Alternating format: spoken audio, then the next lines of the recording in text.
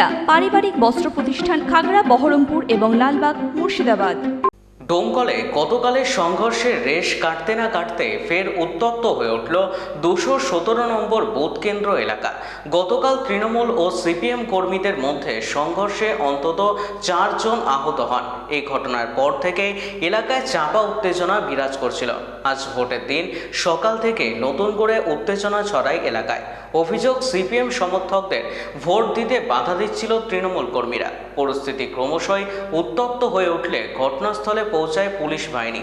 পুলিশের হস্তক্ষেপ করে সিপিএম কর্মীদের বাড়ি থেকে নিরাপত্তার সঙ্গে বের করে বুথে নিয়ে যায়, যাতে তারা নির্বিঘ্নে ভোট দিতে পারে।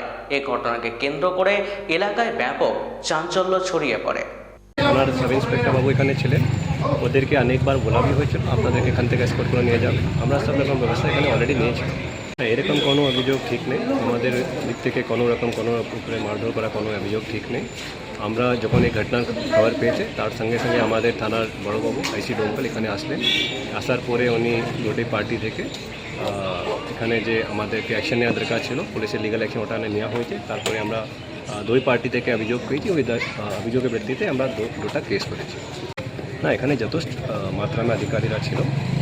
আমরা একটা গ্রামের জন্য অলরেডি 3টা করে গাড়ি এখানে ডিটেল করেছিলাম। একটা সেক্টর গাড়ি ছিল এখানে, একটা কিউআরটি গাড়ি ছিল, আর একজন আমাদের আলাদা করে সাব ইন্সপেক্টরকে আমরা এখানে ডিটেল করেছিলাম। আমাদের থানার সাব ইন্সপেক্টর সুরজ সরকার এখানে ডিটেল ছিলেন এই গ্রামের জন্য শুধু।